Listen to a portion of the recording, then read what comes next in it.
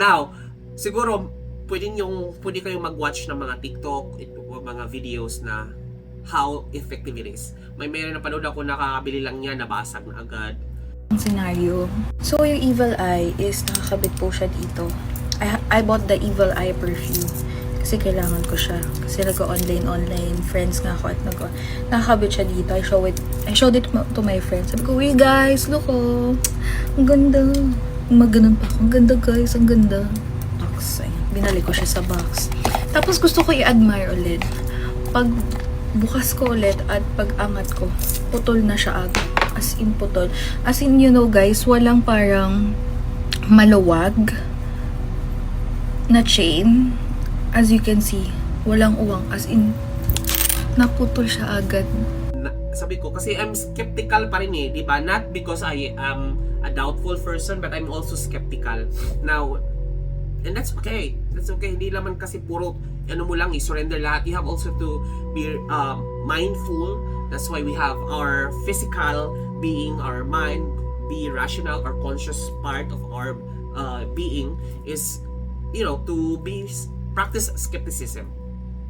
And that was, I was actually skeptic when I watched the video ng mga nababasag, yung mga ganun, parang, is it really fucking real? Parang ganun, nababasag yung ganun. And that's totoo pala. Okay, experience ko sa'yo, ikwento ko sa inyo yung itong napili ko. I cured it, I cleansed it first, kasi sabi ko, any items that I brought inside in my domicile is something that I have to clean first. Kasi hindi natin alam kung ano yung mga naka-attach doon sa mga paggagawa, you know, the transfer and everything. Hindi natin naka-attach yun na naka-apit din siya sa flow ng energy mo within your safe space.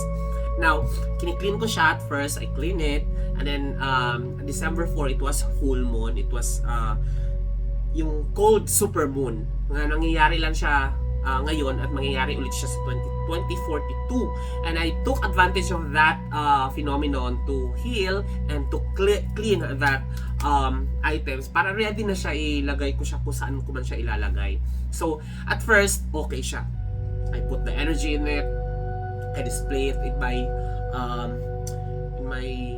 front of my door, and then I went out to go back to reality that I have to work, I have to earn for a living. I went to the office, and then in the morning when I actually went back from my work, Bamisal, ito yon. When I opened, ito yung hindi ko napaniwalaan. When I opened, nasasahig na yung ano. And I was shocked kasi sabi ko, mapanood ko lang to.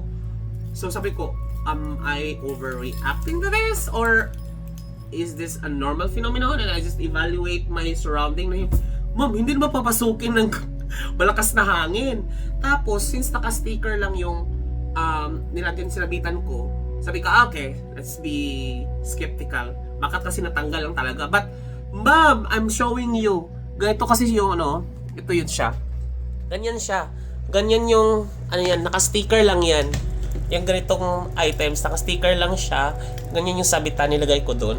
But ma'am, this is already almost 2 years na yan nakadikit dyan.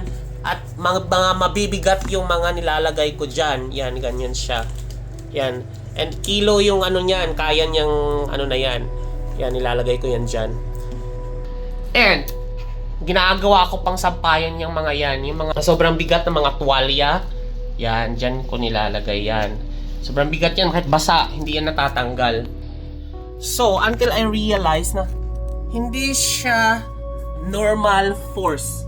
And then, when I grab, kasi nga, nagmamadali ako, di ba? Kasi kailangan kong mag-ayos pa, may aso pang sumalubong sa akin. Tapos, kailangan ko pang ayusin yung dumi niya, yung mag-ayos ng bahay, kakain pa ng almusal, ganyan. So, I just grab it, open the door, get it inside, put it elsewhere para sabi ko mamaya na kita ayusin.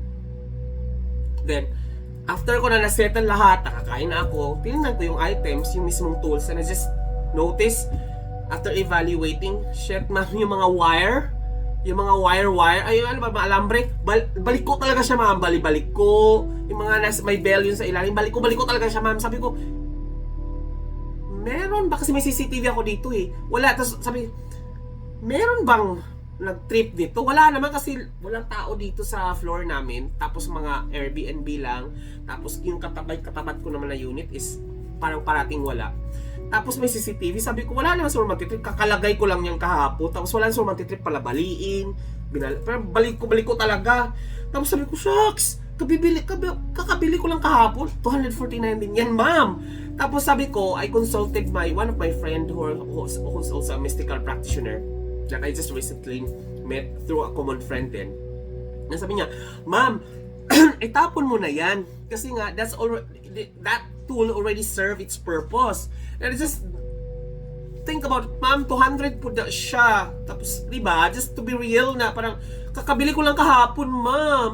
What about the aesthetic purpose? Hindi ko pa siya napakinabagan. But but ma'am, aesthetic siya. Ang ganda kasi. So I haven't like the ROI pa when it comes to physical world. Like yung aesthetic, display. Hindi ko pa siya napakinabagan. But if metaphysical, serve na niya kasi na ano talaga, na protect. Kasi that's why I started to believe na okay, effective pala talaga siya dyan. So what I did, inayos-ayos ko muna yung mga alambre, tinuwid-tuwid ko kasi para talaga siyang chaos talaga, ma'am. Tapos, sabi ko, kaya ko ba itong i-cleanse ulit? I started to ask myself, kaya ko ba itong i-cleanse ulit? How strong the energy actually attached to it, dalaglag talaga siya, nabalik-balik, ano, ganyan. Tapos, yun pala, na-notice ko na wala yung isang bell, tapos sabi ko, nasaan na? Hinanap-hanap ko pa siya. Parang alam mo yung wreck? Na-wreck talaga siya na wala namang hangin. Hindi makakapasok yung hangin dito eh. Tsaka pag nalaglag yun, hindi bali-bali talaga. Hindi ako kasi skeptical talaga akong tao. Pero that phenomenon make me realize that okay, now I understand. It makes sense. So, yun lang naman. Then after nun, kinlens ko talaga siya. Mabigat na cleansing talaga yung ginawa ko doon. So I can use it again because my friend, mystical practitioner also, a good friend na na-meet ko lang through a common friend, na sabi niya, bakla, ano mo na yan, tapon mo na yan, that already serves purpose. Kaya nga ako mga babasagin na evil ay yung binibili ko kasi mayaman siya eh.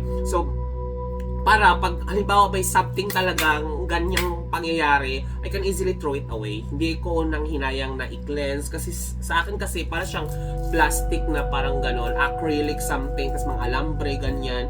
Tas ang ganda pa, bago pa, the physicality of itself, durable siya. No, not durable, kasi balik ko talaga, Babs. Sabi ko, grabe nung pagkahulog na gano'n, hindi naman to ganito kabigat.